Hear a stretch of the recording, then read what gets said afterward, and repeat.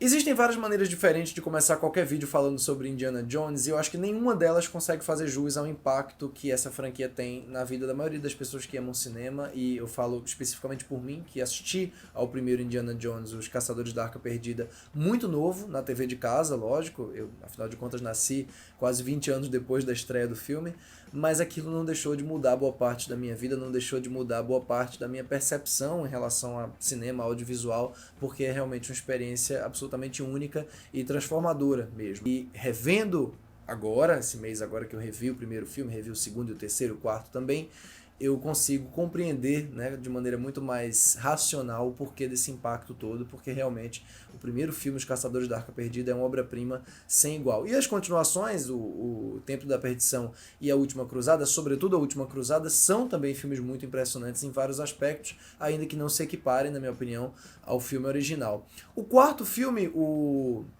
Reino da Caveira de Cristal, que também foi dirigido pelo Spielberg, eu acho muito, muito inferior, profundamente inferior, e revendo ele agora fica muito claro o porquê, e não é só uma questão de efeitos visuais, sim, os efeitos, o CGI exagerado, né, atrapalha muito a experiência de alguém que vinha fazendo aqueles três filmes com efeitos práticos, com locações reais, e de repente você vê tudo aquilo com cara de estúdio, muda muito a experiência sim, mas tem vários elementos ali no roteiro daquele filme, nas interpretações, nas interações, que na minha opinião prejudicam muito a experiência, ainda que ele tenha sim ali aqui algumas virtudes, sobretudo no começo.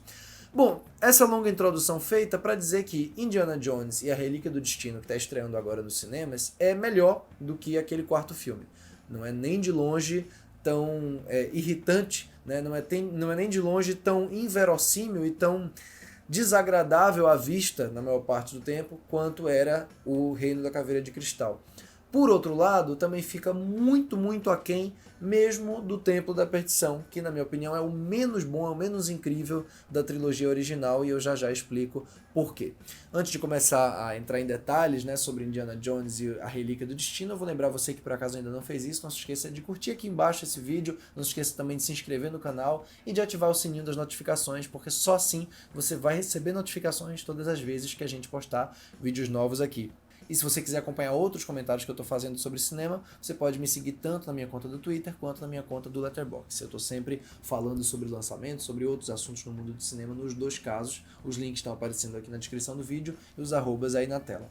Eu não vou entrar aqui em miudezas da história, porque assim, eu acho que isso não é o que importa para quem tá com vontade de ver o filme, necessariamente, e para quem já assistiu, muito menos, né? E Indiana Jones essencialmente nunca foi sobre a força da história e muito mais, e sempre foi muito mais sobre a imponência das situações e o manejo dessas situações. O Spielberg é um contador de histórias sem igual, né, em Hollywood, pelo menos ele é um dos grandes contadores de história de Hollywood.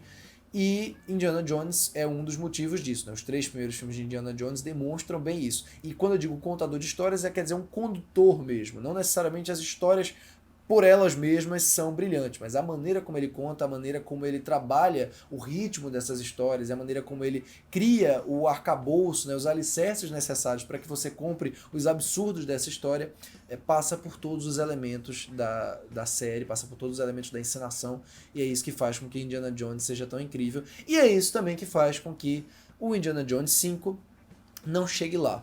Não é um filme ruim. O que eu acho que funciona, rapidamente falando aqui, é que o James Mangold, que para quem não sabe dirigiu, por exemplo, Logan, Johnny June, Ford vs Ferrari, Garota Interrompida também, é um cara bem versátil e assim, um operário do cinema mais do que exatamente um criador de imagens, né? O que ele consegue fazer é orquestrar várias cenas de ação que funcionam muito bem isoladamente. Ele cria cenas de perseguição, como aquela, por exemplo, que envolve a Phoebe Waller-Bridge, que está aqui no elenco como uma das protagonistas, né? E, aliás, é uma força criativa também de todos os projetos que ela participa.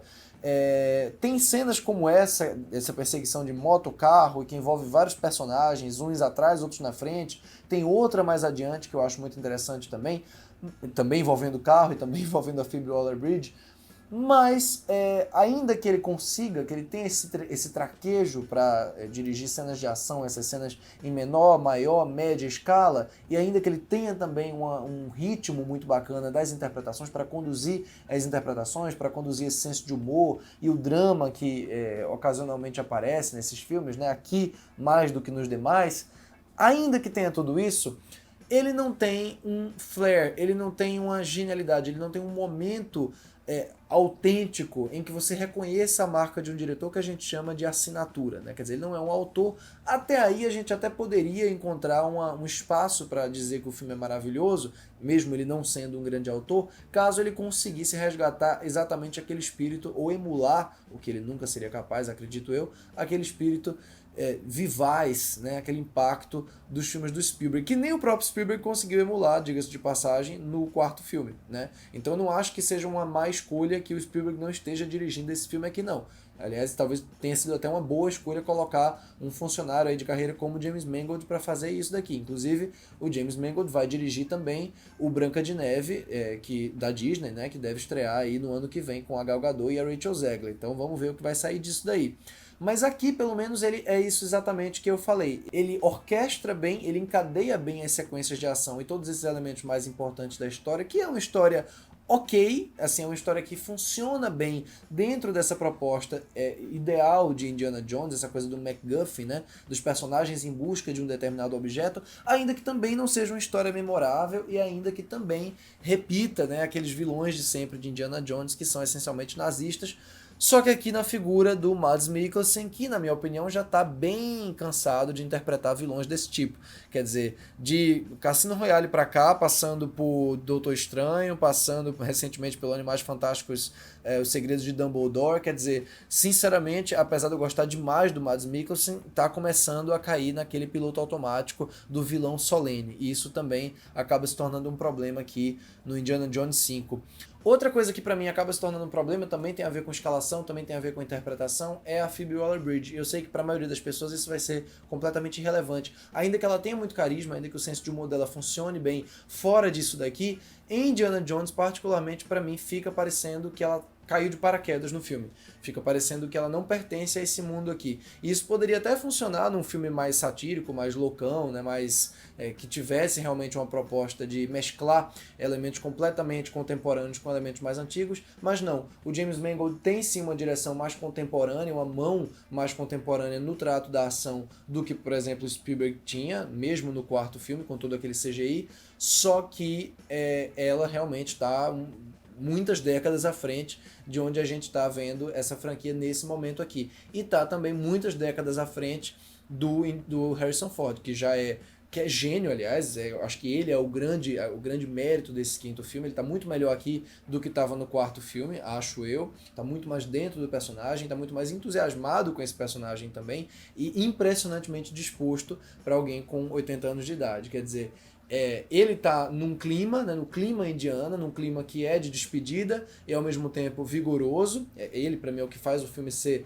de longe assistível e perfeitamente funcional, enquanto a Phoebe Waller-Bridge e outros personagens do filme, para mim, estão em tons diferentes. Ela num tom anos 2020, Mads Mikkelsen num tom não aguento mais ver esse cara interpretando nazista.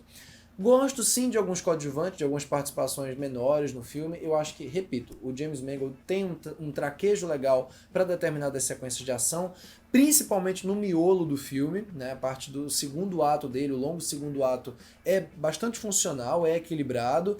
Tem uma sequência que envolve o Antônio Bandeiras, uma participação especial do Antônio Bandeiras, que envolve um mergulho que para mim é completamente descartável. É um desses momentos que parece de um outro filme qualquer, sei lá, parece uma cena de Mega Tubarão aqui no meio do filme. Visualmente não é uma cena interessante, dramaticamente não é interessante, sensorialmente não é interessante e soa deslocada, assim como o Bandeiras soa completamente deslocado. E o começo e o fim do filme também são problemas, na minha opinião. Ele começa com uma sequência super escura, até funcional na ação em si, mas não é bonita de se assistir. E a sequência final é o oposto, é uma sequência muito clara, mas com uso de chroma key feioso. Não é feioso por ser artificial, mas é feioso por ser meio mal acabado, meio mal iluminado mesmo. É um tipo de coisa que me lembra muito filmes da Marvel dos últimos anos. Então, acho que o filme tem qualidades, acho que ele tem um vigor legal, acho que ele tem um ritmo legal, graças a esse traquejo do James Mangold, sim, ocasionalmente ao carisma também da Phoebe Waller-Bridge, e principalmente ao comprometimento e ao carisma, ao valor inestimável que o Harrison Ford já doou a série inteira até aqui e que aqui está no auge, para mim, um dos melhores trabalhos da carreira dele desde os primeiros filmes. Harrison Ford é o que faz com que Indiana Jones 5, em última análise, seja um filme ok, seja um filme funcional a despeito de todos esses problemas.